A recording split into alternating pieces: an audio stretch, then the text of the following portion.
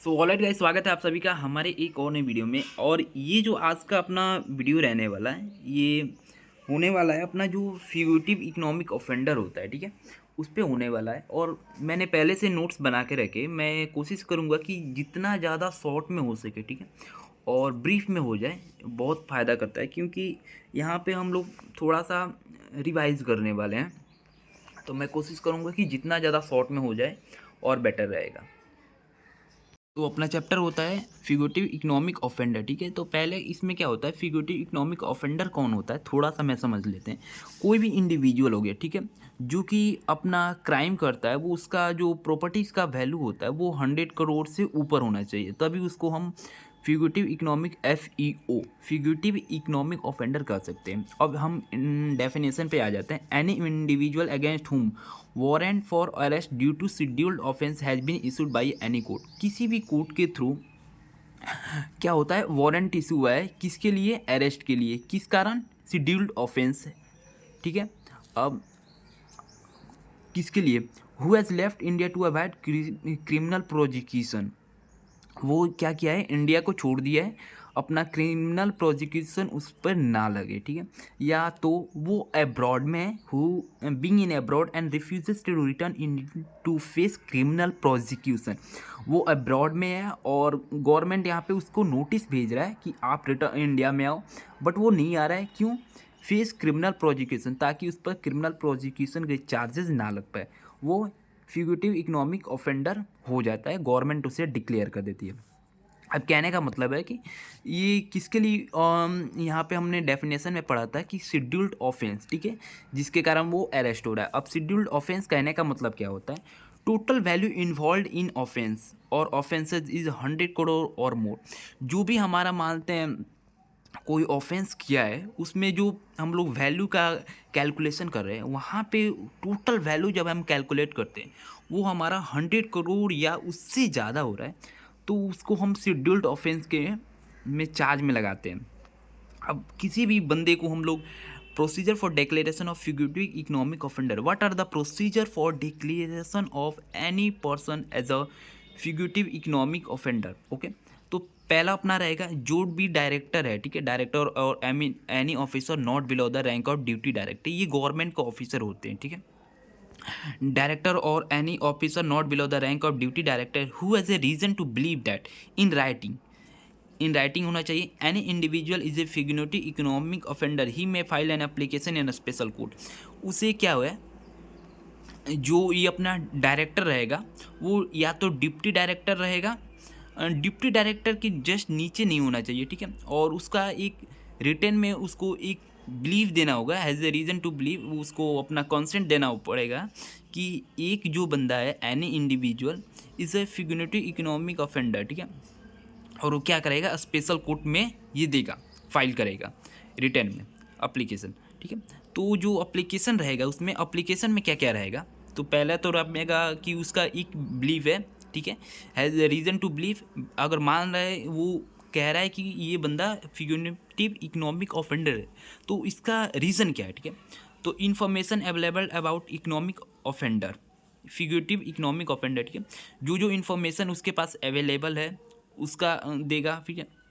उसके पास कौन कौन सी list and value of property involve in crime include the property situated outside India, जो भी मानते हैं प्रॉपर्टी आउटसाइड इंडिया है, ठीक है, उसका कौन कौन सा प्रॉपर्टीज़ का लिस्ट देगा और उसका क्या क्या वैल्यू है वहाँ के हिसाब से, ठीक है, जो कि क्राइम में इंक्लूड है, उन सारे का वो देगा रिटर्न में। जो जो बेनामी प्रॉपर्टी ये ओन कर रहा है, ठीक है, तो उसका भी वो लिस्ट देगा, लिस्ट ऑफ पर्सन इन्वॉल्व और हैव इंटरेस्ट, जो जो मानते हैं इसके में इन्वॉल्व है पर्सन, उनका भी वो लिस्ट देगा, ठीक है, और उनका अगर इंटरेस्ट है, क्यों इंटरेस्ट है, ये सारी चीज़ें उसको बताना पड़ेगा, ठीक है।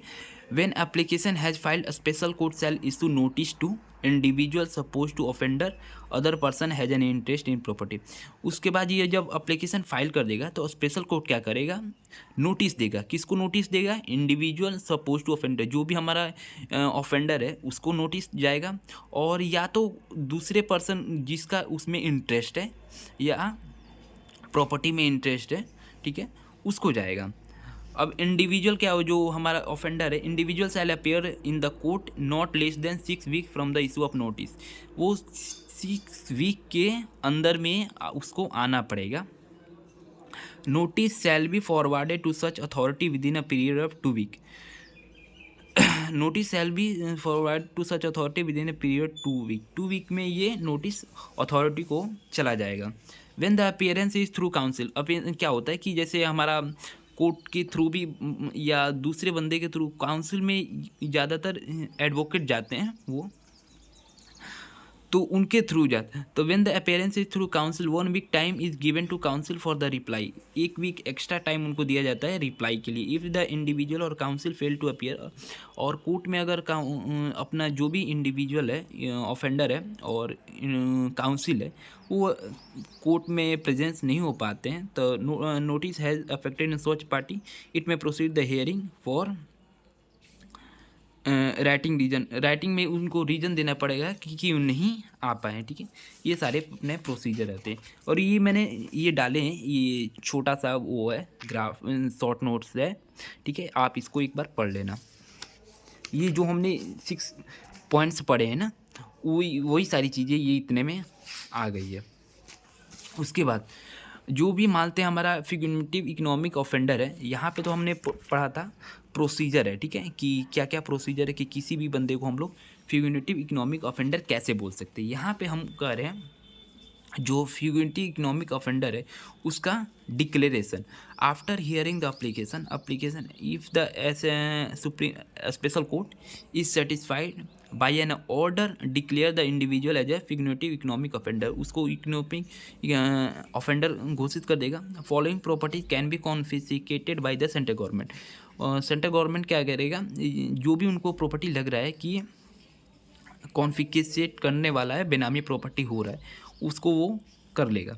Proceed of crime in India और अब्रॉड वेदर ओन्ड और not by the offender.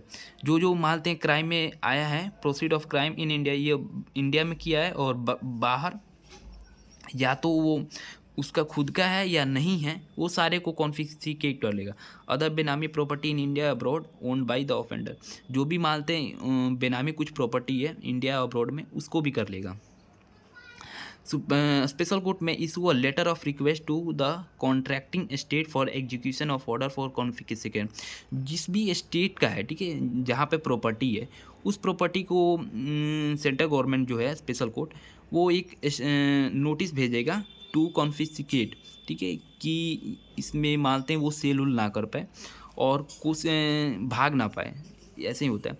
While making order SC can exempt any person other than the offender if it is certified that his interest was acquired bona fide. अगर hearing चल रही है, उसमें पता चल रहा है स्पेशल कोर्ट की कोई भी पर्सन है, ठीक है, जो बिना मतलब वो आ रहा है उसके दायरे में, बट उसका कोई भी इंटरेस्ट नहीं है, तो उसको वो छोड़ सकती है। All the right title of the property shall vest in the central government from the date of. यहाँ पे जब भी मानते हैं कॉन्फिस्केट हो जाएगा, तो उसके बाद वो प्रॉपर्टी ना बेच सकता है ना कुछ भी कर सकता है, और जितना भी प्रॉपर्टी का टाइटल होता है ये सारे सेंट्रल गवर्नमेंट को चले जाते हैं। Special court find that individual was not a offender, court shell release the property.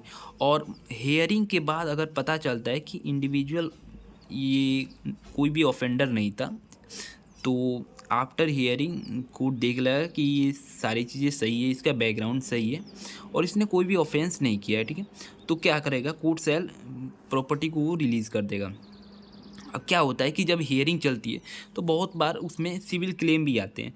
Power to disallow civil claim if individual is fugitive economic offender, any court और ट्रिब्यूनल में disallow individual from putting civil claim. If individual filing claim on behalf of company or LP, many promoter or KMP, the court shall disallow defending a civil. पहला तो हो गया कोई भी individual है, ठीक है, और सिविल क्लेम का वो कर रहा है, मांग कर रहा है, तो उसको डिसअलाउ कर देगा। दूसरा कंपनी के और LLP के बिहाफ पर, और प्रोमोटर हो गया और कोई की एमपी के बिहाफ पे कर रहा है, तो उसको भी डिसअलाउ कर देगा। और यहाँ पे उसके बाद आता है हमारा जो प्रॉपर्टी को अटैचमेंट। डायरेक्टर और officer not below the rank of deputy director, इसमें जो भी ऑफिसर होंगे वो डिप्टी डायरेक्टर के बिलो के रैंक में नहीं होंगे, ये हमेशा आपको याद रखना है। Attach by an order in writing, property को अटैच करेंगे इन राइटिंग में। If the property is proceed of crime और बेनामी और own by economic offender, fugitive economic offender, it is likely to cell the property, वो लग रहा है कि प्रॉपर्टी को सेल करने वाला है। Director who attach the property sale file an application in special court within 30 days. Attachment के जस्ट 30 डेज में उसको लिखना है कि हाँ ये प्रॉपर्टी सेल करने वाला है। Attachment sale confine for 180 days from the order, जब से ये ऑर्डर चलेगा उसके 180 दिन तक ये अटैचमेंट चलेगा। उसके बाद आता है अपना सर्वे। पावर ऑफ सर्वे क्या होता है? The director if it is necessary may enter to any place may request property employ other officer to afford facility to inspect record available verify transaction related to proceed of crime furnish any information related to proceed. Survey में इसमें क्या होता है कि जो भी deputy director के level के बंदे होते हैं, ये क्या करते हैं कि किसी भी प्लेस में और घुस जाते हैं और वहाँ पे जैसे आप लोग नहीं देखते हो ईडी उडी घुस जाता है, तो वहाँ पे वो लोग सर्च उच करने लगते हैं, या इनकम टैक्स ऑफिसर, ये सारी उस वही चीज़ होती है पावर ऑफ सर्वे।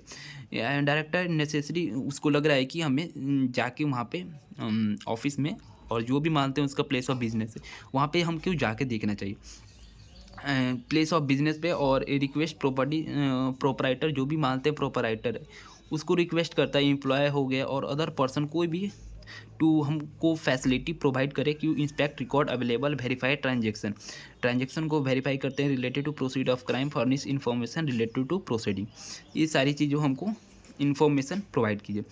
और सर्च एंड सीजर में क्या होता है? डायरेक्टर और any authorise officer may enter and search any building place vessel aircraft when he has a reason to inspect, break and open the lock of door, box, locker, safe and almirah, seize any record or property, place mark of identity, examine any oath any person। और यहाँ पे क्या करता है? ये search and seizure का काम करते हैं, जहाँ पे जाके ये लोग चेक चेक करते हैं, ठीक है। और सर्च ऑफ पर्सन का सर्च होता है if individual has a reason to believe that any person has secreted about the figurative economic, the authority may search the person and seize such record of property, वो वहाँ पे seize use कर देते हैं। Take such person to nearest gazetted officer और magistrate within 24 hour, exclude the time of travelling, 24 घंटे के अंदर में मजिस्ट्रेट के पास या गैजेटेड ऑफिसर के पास में ले जाना होता है। जो और उसमें अपना हम लोग क्या होता है कि रास्ते में बहुत बार ट्रैवलिंग में कुछ टाइम जाता है, तो उसको एक्सक्लूड करके, if there is a no reasonable ground for search, और कोई भी रीजनेबल ग्राउंड नहीं है, द ऑफिसर कैन डिस्चार्ज, और कोई भी मानते हैं नहीं पता चल पा रहा है कि ये इन्वॉल्व है कि नहीं है, तो वहाँ पे ही वो ऑफिसर डिस्चार्ज कर देते हैं पर्सन को। Authority shell call two or more person to attend witness of such person and search shall made under the presence of person. हो गया, यही सारी चीज़ें थी जो अपना सर्च में चलेगा। आई होप आपको वीडियो अच्छा लगा होगा। फिर मिलते हैं दूसरी वीडियो में। एक चीज़ और बताना चाहूँ कि ये मैंने डिस्क्रिप्शन बॉक्स में अपना डाल दूँगा, ये इसका पीडीएफ, ठीक है? आप लोग पढ़ लेना। मैंने कोशिश किया है कि बहुत ज़्यादा शॉर्ट नोट्स में हो जाए, ठीक है? थोड़ा-सा हेल्प मिलता है, ठीक है? आई होप आपको वीडियो अच्छा लगा होगा। लाइक वाइक मार देना। चलो फिर मिलते हैं दूसरी वीडियो में।